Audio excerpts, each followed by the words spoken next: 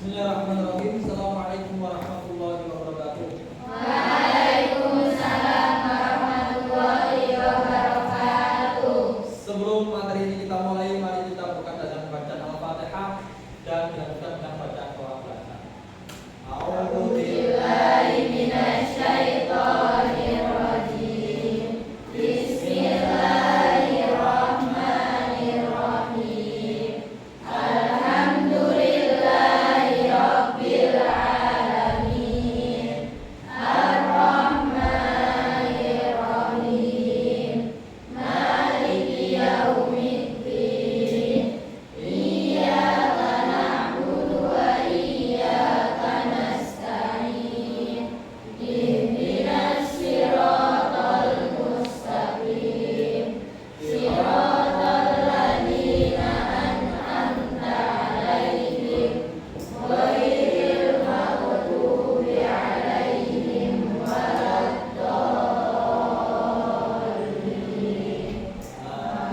Amin.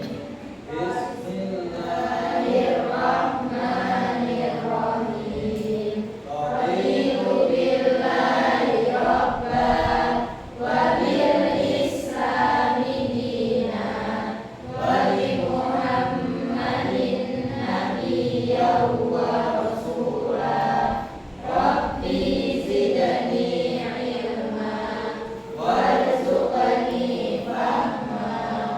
Rabbi ishrah li sadri wa yassir li amri wahlul 'uqdatam min lisani yafqahu qawli. Amin ya rabbal alamin. Sampai dulu ya. Agita, Amanda, Alfiana, Ayunda, Berliana, mana? Lomba. Sinda, lomba. Lomba apa? Arabi. Kita doakan pulang membawa juara. Amin. Arabi di kampus Uci dan Sidoarjo. Sama siapa? Yang kelas ini, kelas ini. Banyak suara. Najwa, Faizati, Yesharafita, Minati, Kulinara. 5 orang. Ya. Berliana, Minati, Faiza, Kesa, Uin.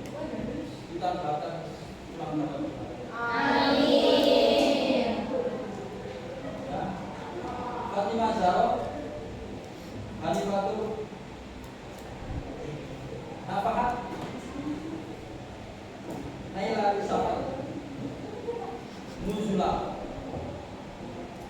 Lesti Afifah, Salwa, Finda Mustafa, Weni Bintana, Bintna mana?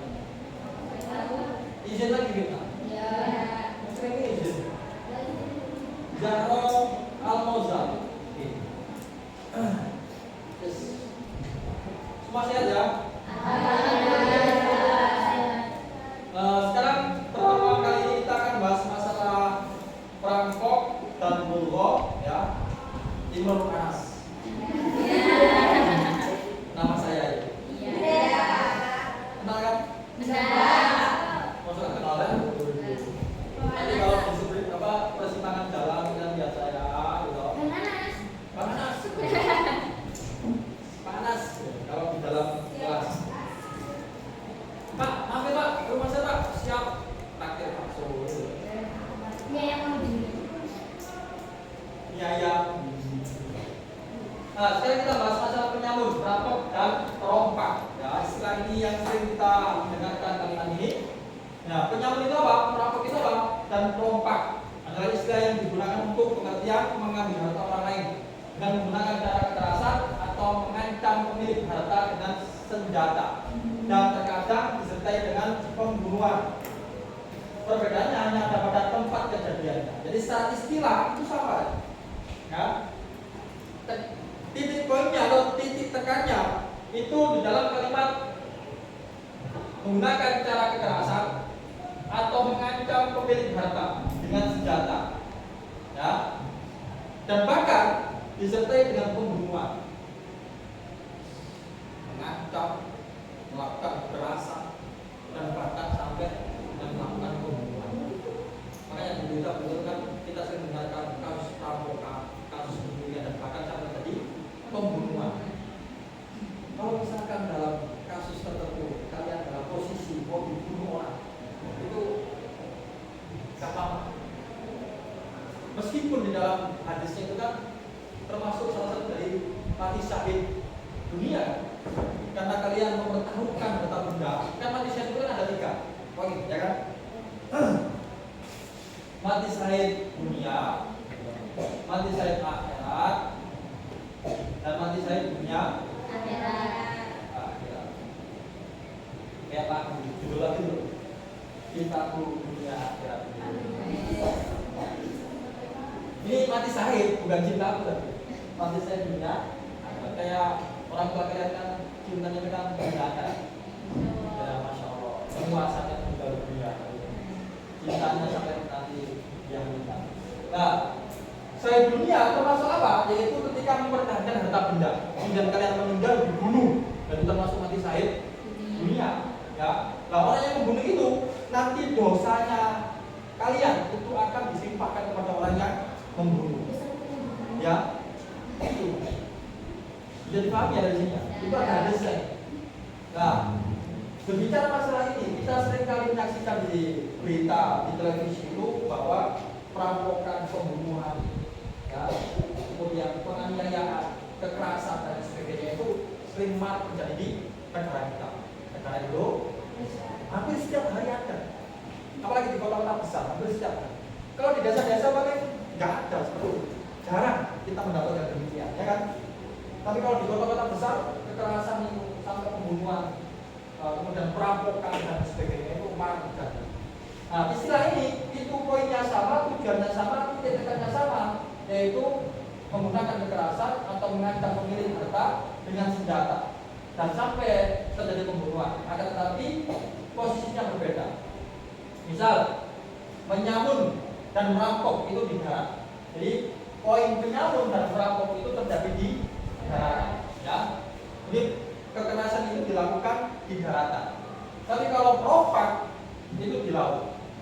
Ini perampok di perompak, namanya di laut. Biasanya kalau kalian kecil itu terdengar dengan istilah apa? Bajak laut. Gitu. Kita kalau lihat teman-teman itu kan kelihatan keren sekali. Bajak laut pakai kopiah, terus matanya tertutup satu. Kenapa matanya tertutup satu? Kenapa? Tapi kan itu buat gaya-gayaan. Ya mungkin, saya nggak tahu juga. Kenapa matanya tertutup satu? Nah itu kalau perompak terjadi di lautan. Contoh kalau kamu lihat di Indonesia, itu kalau seandainya ada, itu kan di lautan itu kan ada apa, daerah teritorial, jadi ada batas wilayah, tidak boleh negara masuk ke dalam lautan Indonesia. Makanya misalkan kayak di ada kemarin itu kasus nelayan Malaysia masuk ke lautan Indonesia, ada batasannya wilayah mereka melewati kemudian mencari ikan. Tidak berizin, sudah ditangkap oleh tentara laut. Atau ada yang menggunakan nelayan kita yang membawa hasil nelayannya selama di lautan, kemudian ada perampok dari negara lain, kemudian mengambil kapalnya, menjara kapalnya, mengambil barang atau mengambil ikan yang dia dapat di lautan. Itu kan kasus seperti itu kan ada. Pernah dengar berita seperti itu kan? Pernah dengar? Dalam kajian fikih, praktek menyamun, merampok atau merompak masuk dalam pembahasan dirobah atau kotput penghadangan di jalan. Jadi kasus ini penghadangan di jalan. Jadi jangan sampai salah istilah. Kalau di daratan kita menggunakan istilah penyamun atau perompak, kalau di lautan kita menggunakan istilah perompak, perampok, penyamun atau orang tuanya yang nelayan kan, orang tua yang nelayan, lautan pesisir, nggak ada di sini. Yang pernah mengalami dirampok, dicuri,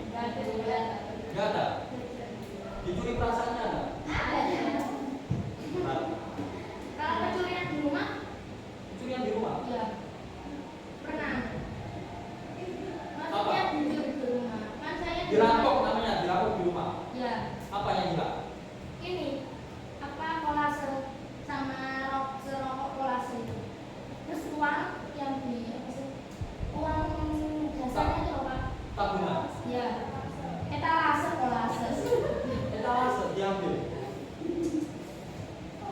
Sering Pak, sering. Nah, ini kita masuk ke hukum penyamun, perompak dan perampok. Lihat enggak? Cepat dibaca Pak.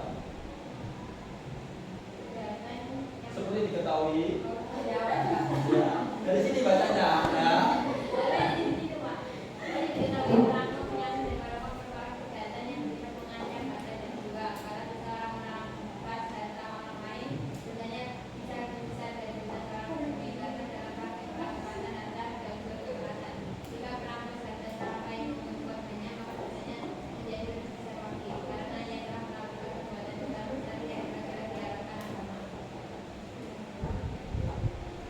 Nah, ini hukum penyamun, perompak, perampok dan perompak. Ya. Ini dosanya lebih besar. Kalau di Quran itu ada istilah ini, walahum fil akhirati azabun.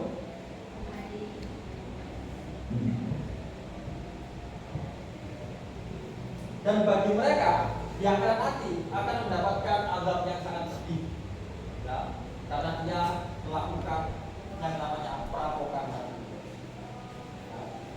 Nah, kalau kita melihat di Indonesia itu dulu ada yang namanya Kerajaan Kalingga di abad kedua Masehi, zamannya Ratu Sima. Nah, ini guru fikih tapi paham sejarah Indonesia.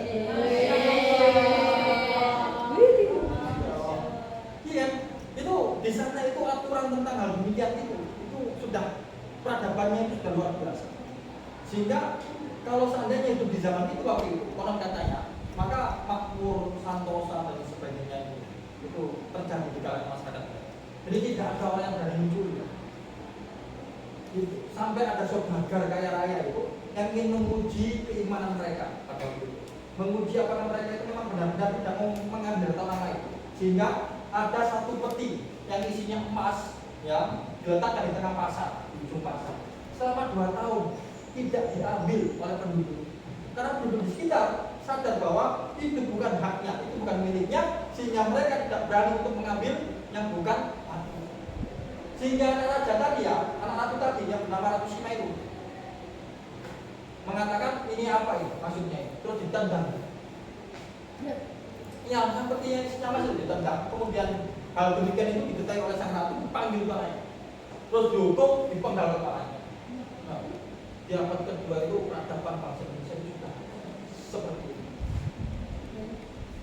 Kamu kalau misalkan di jalan, ketika berjalan, gitu, pasti orang tua itu atau nenek kakek selalu berpesan jangan mengambil barang yang bukan haknya atau bukan miliknya.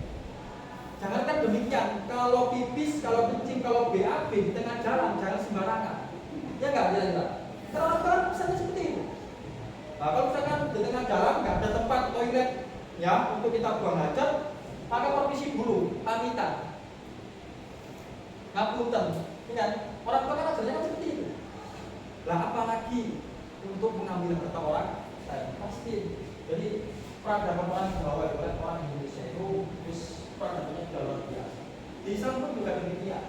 Kalau kalian pernah dengar kan, Islam itu ketika Umar bin Khattab mengatakan kalau seandainya ada atau turunanku yang mencuri, maka aku akan potong tangan. Tapi kan benar, ada seorang ketahuan mencuri, kemudian dia ditanya kenapa kau mencuri, terus dia mengatakan wahai Umar, 3 hari saya belum makan. Kalau seandainya saya tidak makan hari itu, maka terancam saya dan keluarga saya itu akan meninggal dunia. Artinya dia terpaksa untuk mencuri. Ya. Dan di Islam, Rasulullah bersabda, kalau seandainya ada seorang hamba yang mencuri lebih dari 4 dinar, 4 dirham. Dirham sama dinar banyak nama. Ya? Dirham kan? 4 dirham. Melebihi batas 4 dirham, maka tangannya dipotong.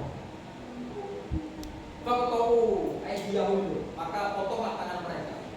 Jadi Qurannya itu kan menggunakan kalimat itu, tapi kan dalam bentuk umum, ya kan? Kalau kalian mencuri maka harus dipotong tangannya.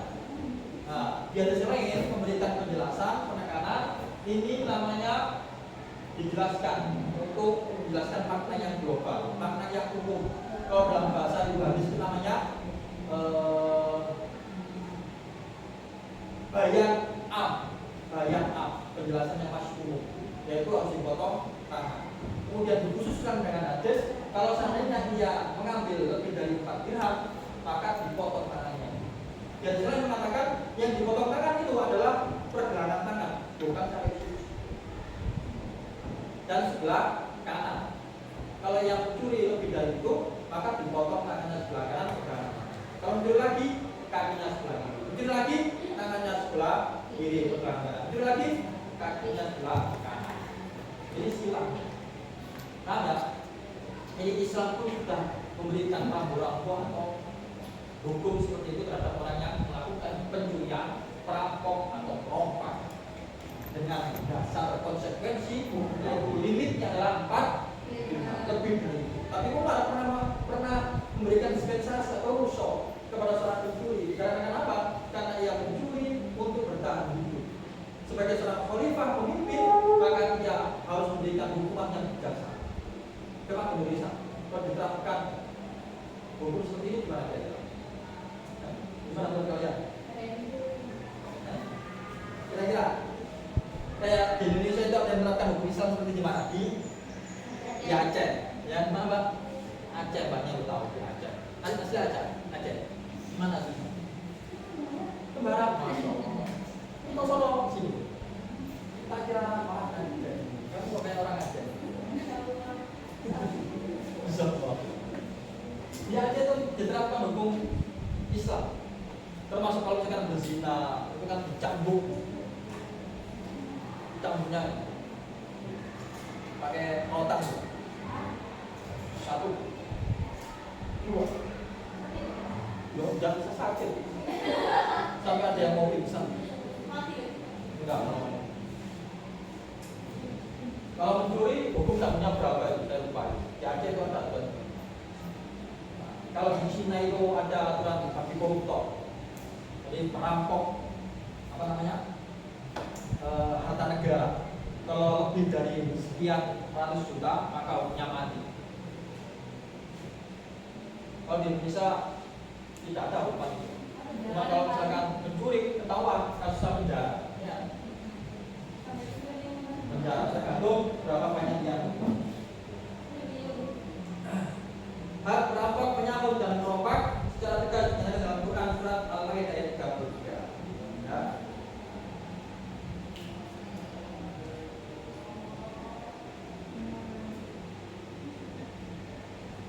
Au tuqatta'a aydihim atau memotong tangannya, wa arjuluhum dan memotong kakinya dengan bertimbal balik min khilafin, ya. Jadi dasar hukum itu di dalam Al-Quran dan surat Al-Maidah ayat 33 ada kalimat yang berbunyi au tuqatta'a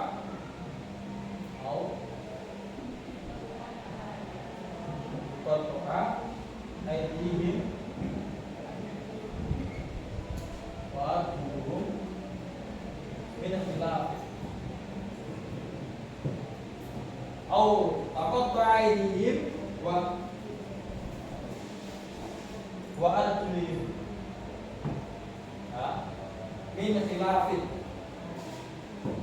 Jadi dipotong tangannya tangan mereka dan kaki mereka dalam keadaan menyilang. Jadi pahami?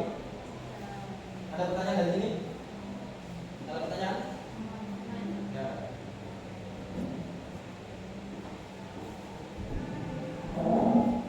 Jumhur ulama berpendapat bahwa yang diterangkan dalam ayat tersebut di atas bersifat tauzi. Oleh karena itu akan dijatuhkan sesuai dengan jenis kegiatan yang dilakukan. Nah, ini yang baca apa?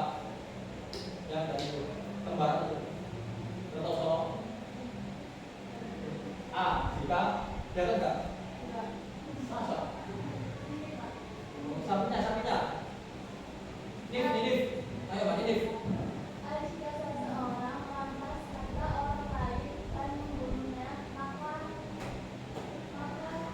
haknya.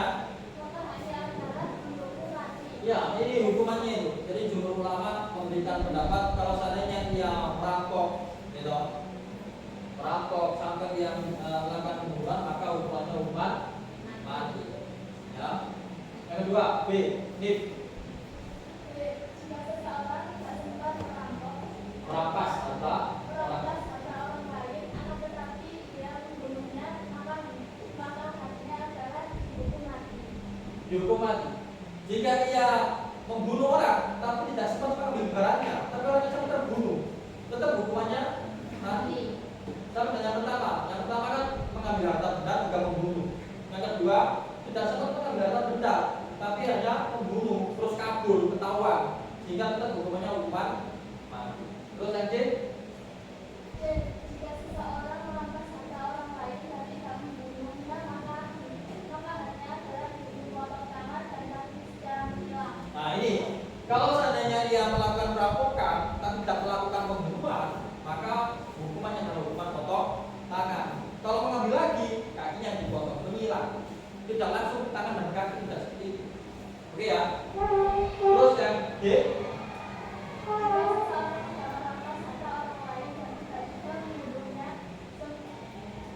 semisal hanya ingin menakut-nakuti. hanya ingin menakut-nakuti, maka ia diberi hukuman berat dengan penjara atau dikasihkan ke luar wilayahnya. Nah, ini perhatikan, jika sudah tidak merampas harta, jadi ia tidak ada niatan untuk merampas harta, tapi posisinya hanya menakut-nakuti. Contoh, Pak ini kan disukai oleh temannya namanya Nuriza, tapi cintanya ditolak oleh Mbak ini. Akhirnya Nuriza sakit hati. Nah, karena dia balas dendam, dia menghantui Mbak ini, menakut-nakuti, mengancam, tapi tidak merampas harta bendanya, tapi tidak membunuh Mbak ini karena dia masih sayang. Paham ya? Tapi hanya menakut-nakuti, mengancam, menganiaya. Ya. Maka hukumannya bagi Nuriza apa? Yaitu diasingkan dari Lamongan, dibuang ya. Ya, dibuang kemana? Nih. Kok boleh?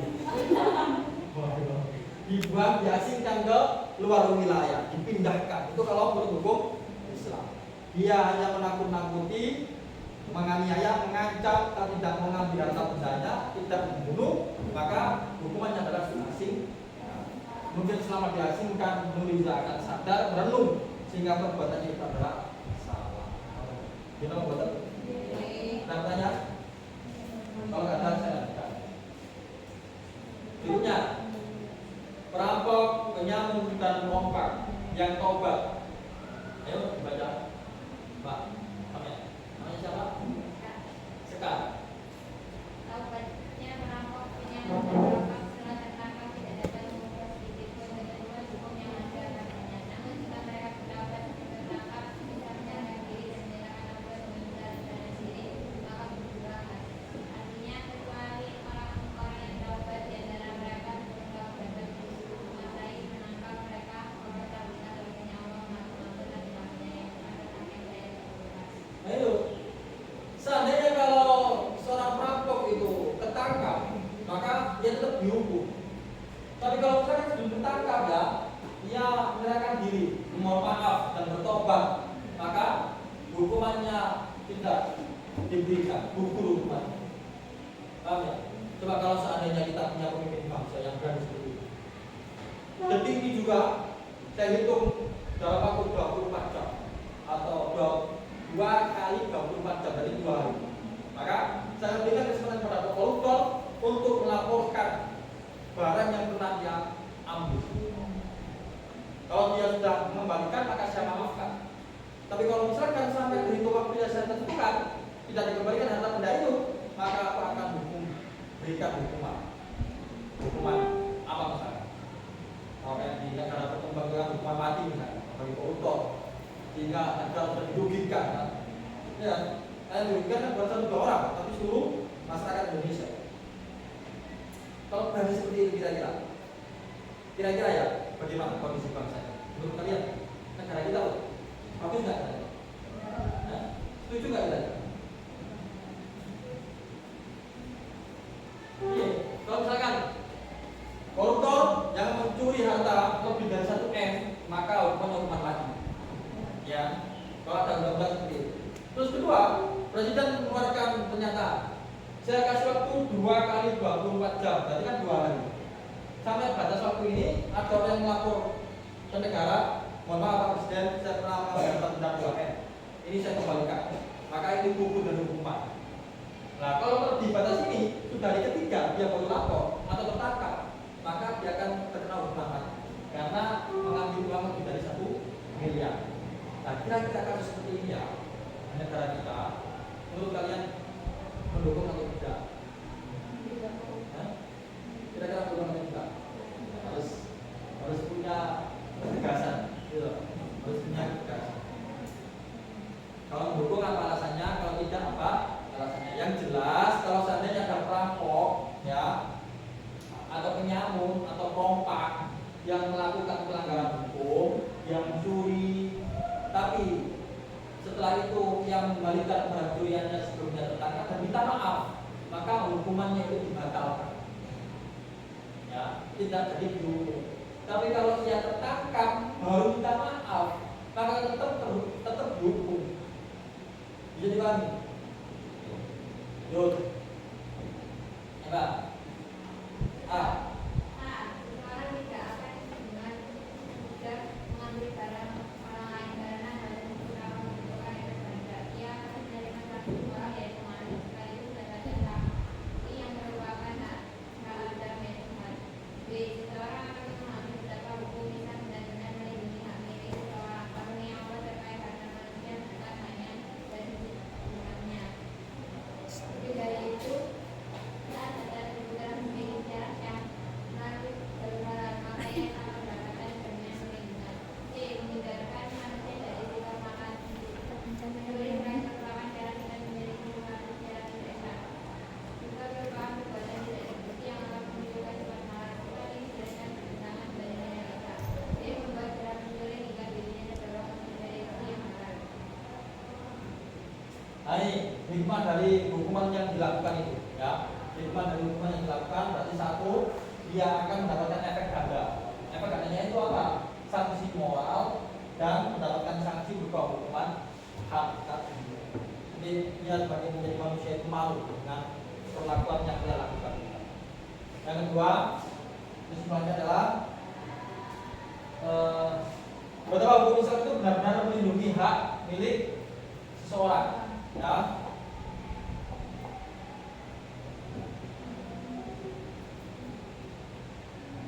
Karena apa? Karena Islam melindungi hak milik manusia.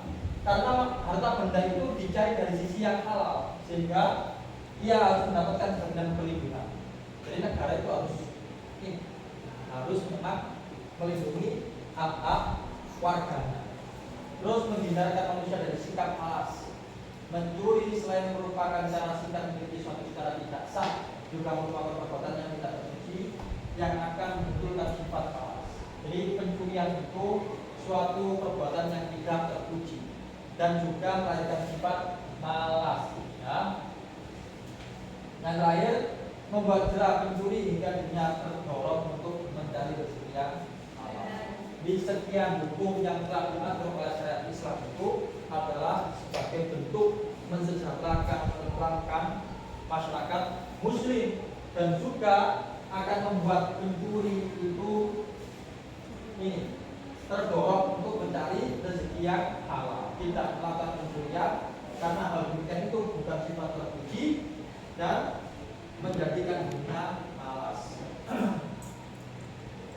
Buruh kembangkan. Ini terakhir ini. Kembangkan berarti mencari dan dapat pula berarti maksiat, melampaui batas, berpaling dari kebenaran dan ini arti dengan buruh. Adapun buruh dalam pengertian salah yaitu orang-orang yang menentang atau memberontak pemimpin Islam yang terpilih secara sah.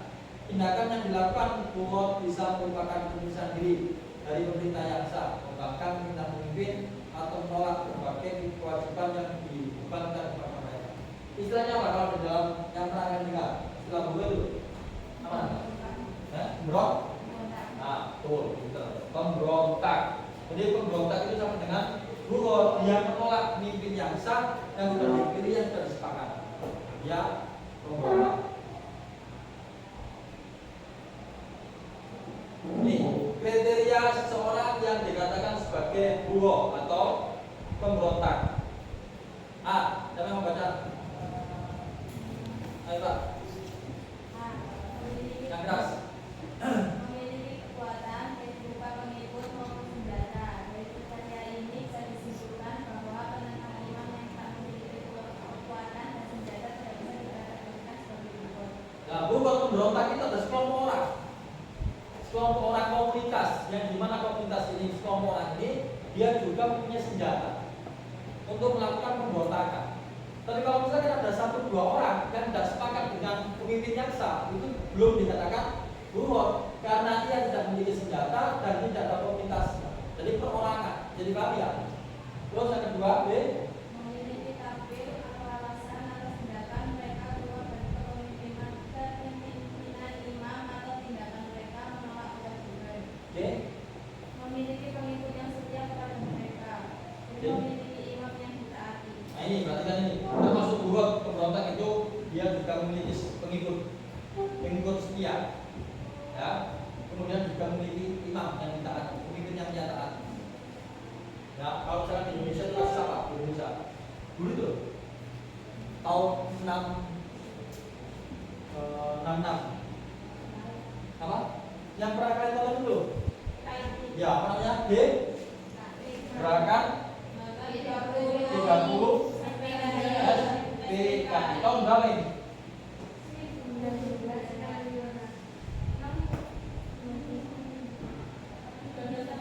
1965. Gerakan G30S PKI yang membunuh berapa jenderal waktu itu? 9 atau 7? Gerakan G30S PKI, ya. Ini terjadi pemberontakan di Indonesia pada waktu itu, sehingga ada orang yang misalkan kepala pisah dengan badan tangan di sungai mengalir, itu hal yang biasa begitu. Katanya nenek moyang kita, nenek kakek kita seperti itu. Dan itu namanya buhor, pemberontakan yang pernah terjadi di negara kita tercinta yaitu Indonesia. Kalau sekarang kira-kira ada nggak? Belum ya, belum ada ya. Dan semoga jangan terjadi seperti ada. Ini yang terakhir, ya, G30S PKI. Ini bisa dikategorikan dengan buhor, pemberontak, ya, yang tidak sepakat dengan pemimpin, banyak pengikutnya, banyak komunitas dan banyak senjatanya, dan mereka diajari menembak. Terus senjatanya juga lengkap, terus juga punya pemimpin, ya, punya pemimpin. Siapa pemimpinnya? Apa G30S PKI? Yang pernah kalian dengar namanya? Nah, salah satu pemimpin yang namanya Sunyoto. Ya, saya belum punya murid di Jogja yang namanya Sunyoto. Itu pintarnya luar biasa. Kurus. Nah, menurut saya kurus bisa. Wajah-wajah agak begitu. Yo. Enggak. Sunyoto. Tindakan hukum terhadap buhor. Ayo Pak. Kelihatan nggak? Ya.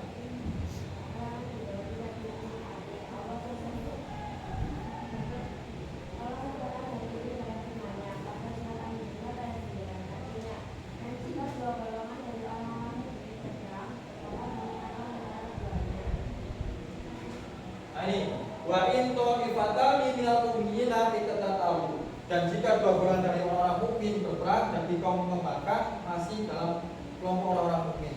Jadi mereka taubat yang diterima, mereka tidak boleh lagi berperang. Mereka tidak boleh lagi diperangi. Seperti dulu kalau misalnya Rasulullah ini siapa? Orang yang mengaku dirinya nabi loh. Siapa? Musailamah al-Kadzdzab. Kan termasuk pembangkang dan juga mengaku mobil masyarakat untuk mengikuti dirinya sebagai pembangkang, sebagai pemberontak, dan mengaku dirinya sebagai imam nabi. Maka harus diperangi itu, zamannya Abu Bakar kan? Zaman Abu Bakar kan diperangi. Nah kalau misalkan orang ini bertobat dan mau mengakui, maka harus diampuni dan harus dilindungi. Tapi karena ia tidak mau bertobat dan tetap bersikukuh menganggap dirinya sebagai nabi, maka dikurangi.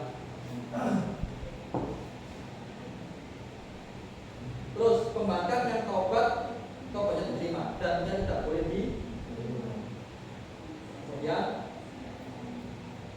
saya kira itu. Ada pertanyaan? Kalau tidak ada pertanyaan, saya minta ada yang maju 1, 2, 3 orang untuk memberikan conclusion atau hipotesis atau kesimpulan dari yang kita diskusikan hari ini. Ayo maju. Jadi sampaikan yang kalian pahami apa tadi. Salah satunya, poin-poinnya, nggak usah semuanya, sebagiannya. Mbak, sampean, nggak apa-apa ayo. Nggak apa-apa, suka-suka ayo. Yo nanti ini bagian. Ayo, nggak usah takut. Loh, nanti gantian, ayo cepet. Iya nanti. Nggak, kamu ayo. Ayo, ini Pak, satu Pak, langsung. Berdiri di sini, menyampaikan kesimpulan saja. Sedikit yang kamu pahami tadi loh, yang kita bahas tadi tentang perampok, terus perompak, terus buwot. Jadi yang kamu pahami aja. Ayo Mbak, ayo sampai dengar. Gak apa-apa sambil bawa catatannya, kan dicatat di bukunya. Iya gak apa-apa, dibawa. Ini nanti gantian, jenengan dulu. Ayo, maju ke depan. Gak apa-apa. Ini salah satu bukti santri teladan begitu. Mencatat keterangannya, habis itu bisa menyimpulkan apa yang dia dengan mudah bisa menjelaskan. Santri yang biasa.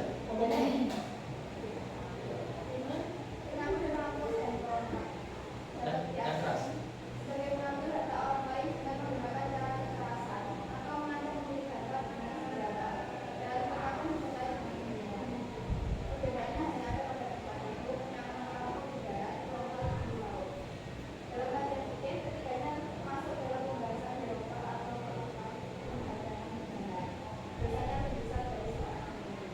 Siap, coblos.